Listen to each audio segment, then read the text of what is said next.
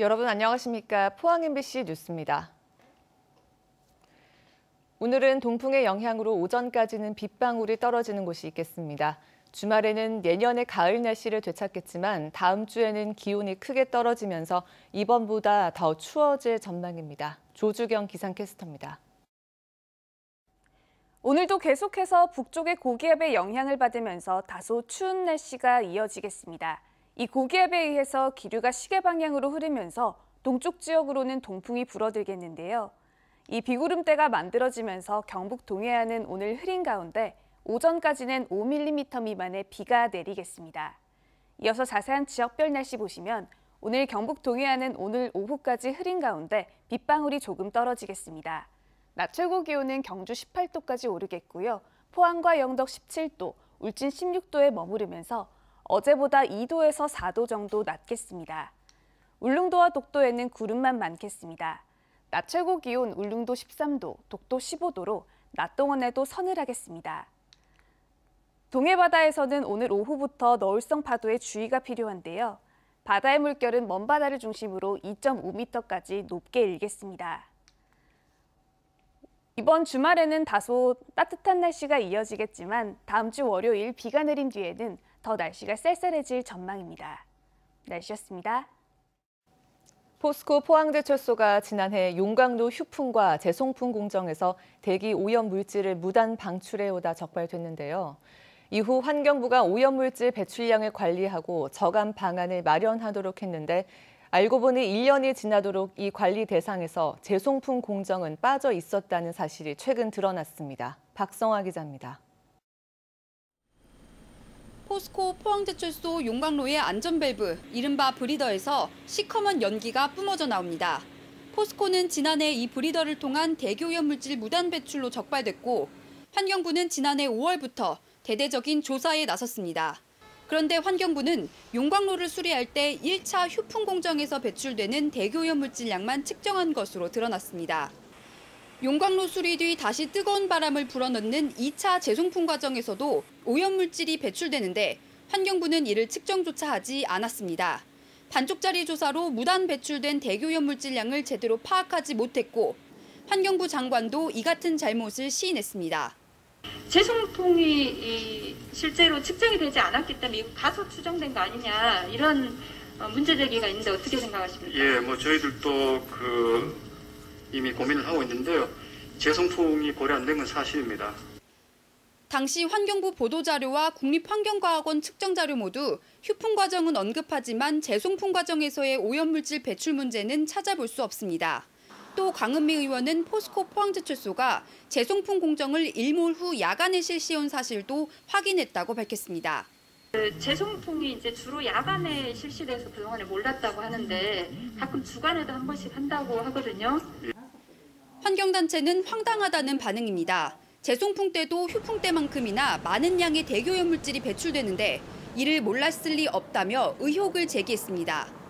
배출량을 산정하면서 전문가들이 어떻게 휴풍에 대한 산정량만을 자료로 만들어서 보고를 했는지 이건 재송풍을 의도적으로 배제한 게 아닌가. 또 강은미 의원은 국립환경과학원의 국내 주요 제철산업단지 만성질환 조사 결과 갑상선 장애, 당뇨병, 비염 등에 걸릴 위험이 더 높은 것으로 확인됐다며 인근 주민들을 위한 대책이 시급하다고 밝혔습니다. MBC 뉴스 박성화입니다.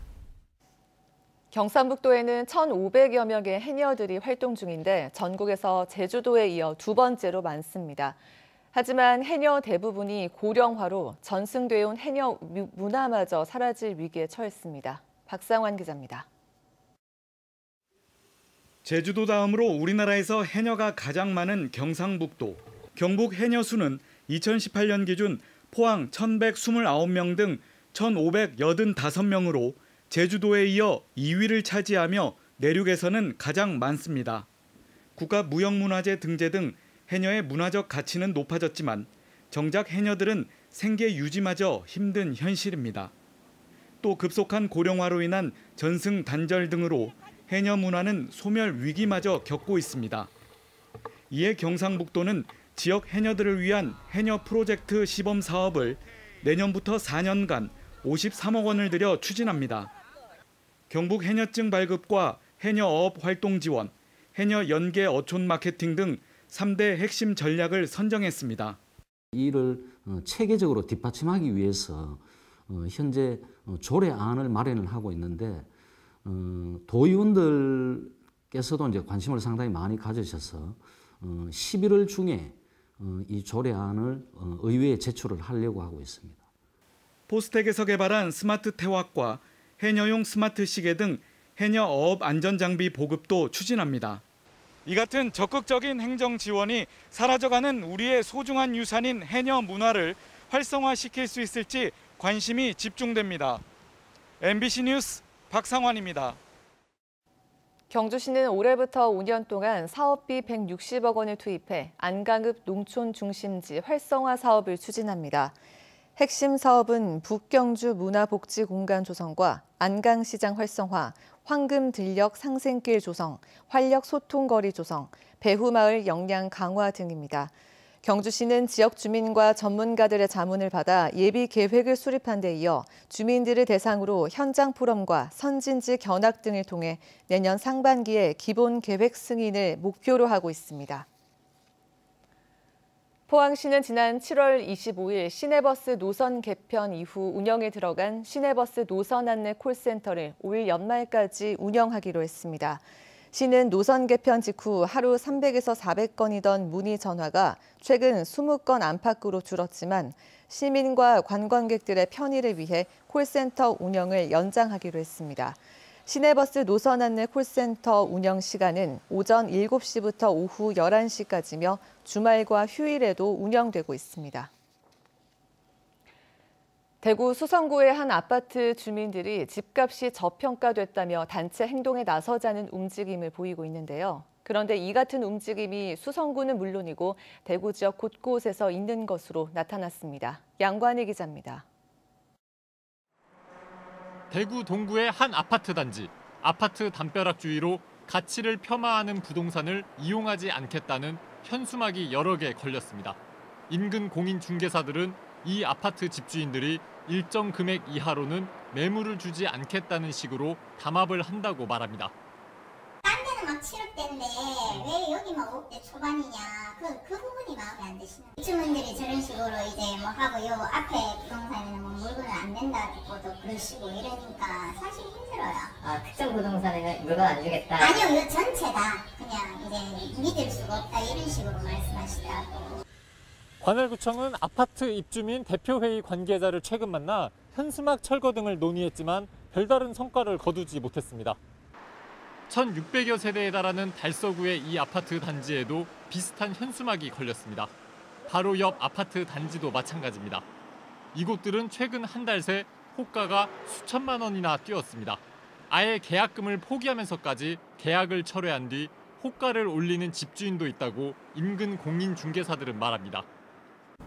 5억 2천에 5천 1천에 내놨다가 그 다음날 되면 내가 5억 8천으로 올려달라. 그러니까 우리도 중개하기가 굉장히 힘들고요. 그러다 보니 이 근처 집을 구하려는 사람들만 피해를 보고 있습니다. 여기 계약하기가 쉬워요? 어떠세요 좀? 어렵죠. 물건이 많아요? 이처럼 대구 곳곳에서 가격 담합 의혹이 불거지고 있습니다. 실제로 부동산 거래 질서 교란 행위 신고센터에 접수된 신고가 대구에서만 이달 들어 33건, 이전 8달 동안 10건만 접수된 것에 비하면 폭발적으로 늘었습니다.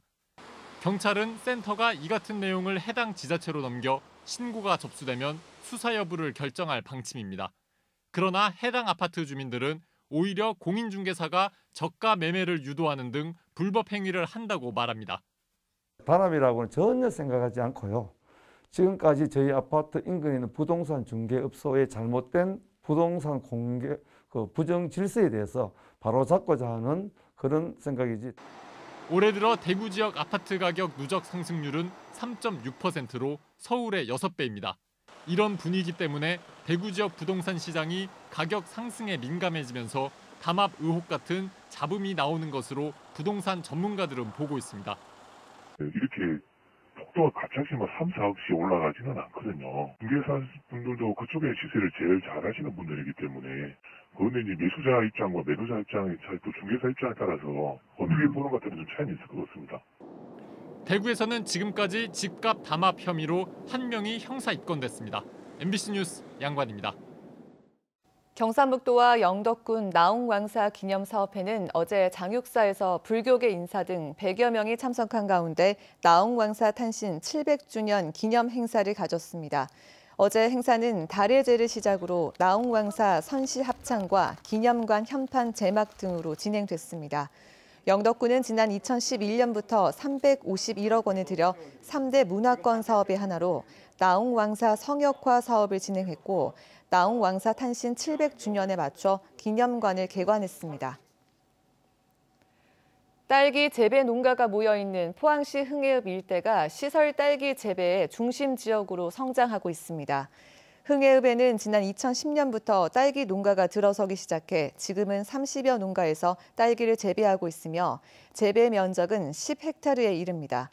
포항시는 농가 경쟁력 강화를 위해 우량묘 생산 기술과 ICT 활용 기술 등을 농가에 전파하고 있으며 내년에는 40억 원을 투입해 포항 흥해읍에 딸기 재배 스마트팜을 설치할 계획입니다. 대구에서는 한동안 코로나19 확산세가 주춤했는데요. 한 교회에서 확진 환자가 9명이나 나왔습니다. 교인 300여 명이 검사 결과를 기다리고 있어 확진 환자는 더 늘어날 것으로 우려됩니다. 방역 당국에 다시 비상이 걸렸습니다. 한태현 기자입니다. 대구 서구 예수중심교회에서 코로나19 확진 환자가 무더기로 나왔습니다. 이 교회 소모임 참석자 9명 가운데 2명이 그제밤 코로나19 확진 판정을 받은 데 이어 어제 6명이 추가로 확진됐습니다. 이 교회에서는 지난 27일 80대 여성 교인이 처음 확진 판정을 받아 교회 관련 확진 환자는 9명으로 늘었습니다. 보건당국은 교인 320여 명을 대상으로 전수검사를 하고 있습니다. 구별 소모임 172명의 명단도 확보해 중복 여부를 확인하고 있습니다. 확진 교인 가족들과의 접촉자를 파악하는 등 역학조사도 벌이고 있습니다. 신도분들 중에서도 이제 초등, 중등, 고등학교 학생들이 있는 경우가 있어요. 이런 경우에는 또 학교와 연관성, 또 접촉 여부 이런 거를 신속히 파악을 해서 대구시는 무더기 확진 환자가 나온 대구 예수중심교회에 대해 별도의 명령이 있을 때까지 집합 금지와 폐쇄 명령 조치를 내렸습니다. 제가 알고 있기로는 여기도 원인 제공이 된 걸로 알고 있어요. 그래서 대구시는 또 지난 20일부터 27일까지 확진 교인이 다녀간 동구에 헤어숍을 방문한 시민은 검사를 받을 것을 요청했습니다. 지난 16일부터 열흘 동안 대구의 코로나19 신규 확진 환자는 7명에 머물렀지만 한 교회에서만 9명이 감염되고 확산 우려까지 커지면서 방역 당국에 비상이 걸렸습니다. MBC 뉴스 한태현입니다. 포항시 남구 폐기물 매립장 에코시스템의 증설에 반대하는 주민들과 환경단체가 잇따라 반대 의견서를 제출했습니다. 포항시 주민 4,500여 명은 의견서에서 2006년 매립장 신설에 이어 또다시 증설을 추진하는 것은 주민 건강은 안중에도 없이 입속만 챙기는 처사라며 정식 절차를 통해 포항시와 대구지방환경청에 명확한 반대 의사를 표시한다고 밝혔습니다. 포항환경운동연합도 에코시스템의 증설은 붕괴 사고나 침출수 유출 등의 위험을 높이는 무리한 증설 사업이라며 반대 의견서를 제출했습니다.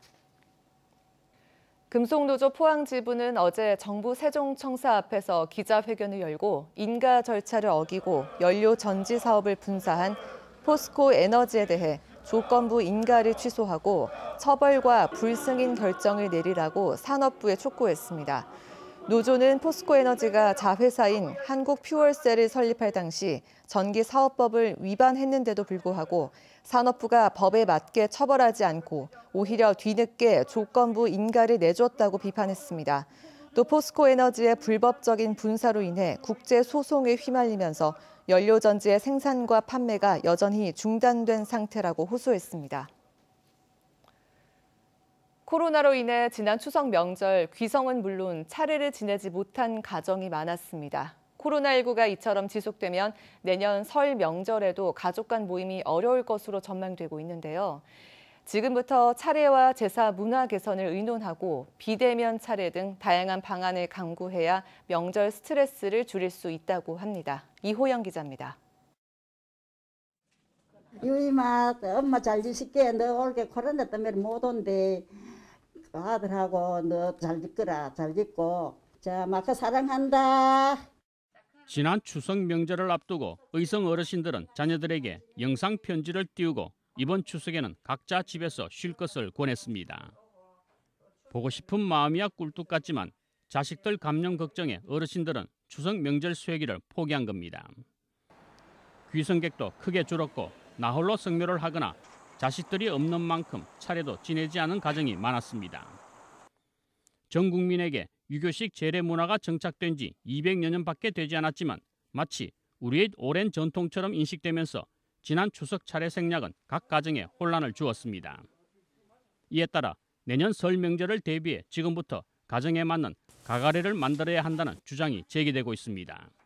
지금부터 내년 설 명절에 대비한 언테크 차례라든지 비대면 차례라든지 아니면 온라인 차례라든지 코로나19에 대비한 다양한 차례 지내기 방법이 마련되어야 될 걸로 봅니다. 유교가 현대 감각과 동떨어진 문화로 인식되면서 젊은이들에게 외면당할 위기에 놓인 것도 변해야 하는 이유입니다. 특히 여성들의 희생에 의존하고 가족조차 잘 먹지 않는 음식으로 제수용품을 구성하면서 과연 이게 옳은가 하는 의구심은 버릴 수 없습니다. 생전에 고인이 좋아하셨던 음식, 그리고 음료수, 심지어 커피를 좋아하셨다면 커피, 과자류 같은 것도 올릴 수 있는 그런 발상의 전환이 필요합니다. 그래서 적어도 우리가 제사를 지낼 때 음식으로 인해서 스트레스 받는 일이 없었으면 합니다. 유교 문화는 우리의 전통 가운데 하나일 뿐입니다. 기독교의 추도식, 천주교의 추도미사, 일반 가정의 가가례도 새로운 전통으로 만들 수 있습니다. 지금처럼 유교식만 고집한다면 조만간 외면받을 날이 올 수밖에 없습니다. MBC 뉴스 이호영입니다. 한국원자력환경공단은 대전 한전원자력 연료 방사성 폐기물 60드럼을 지난 28일 인수했다고 밝혔습니다. 공단은 지난 8월 발생지 예비 검사를 통해 방패장 인수 기준 만족 여부를 확인했습니다. 인수검사를 통과한 방패물은 규제기관의 최종 처분 검사를 통과한 뒤 방패장에 처분됩니다.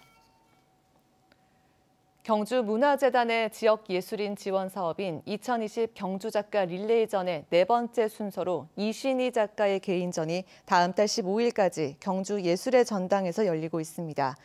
조소를 전공한 이신희 작가는 이번 전시에서 어머니의 정성과 사랑에 대한 오브제인 붓과 달걀을 통해 기억을 소환하고 과거와 현재를 이어가는 작업을 선보이고 있습니다. 한국화 박대성, 서양화 김경인, 조각 심정수 작품전이 열리고 있는 경주 솔거미술관에서 다음 달 3일 배우 노주현 씨가 이들 3인의 원로 작가와 대화의 시간을 갖습니다. 재단법인 문화엑스포는 지난 6월 말부터 우리 미의 특성을 찾는 3인의 여정전을 열고 있는데 지금까지 넉 달간 7만 7천여 명이 다녀가는 등 인기를 얻고 있습니다.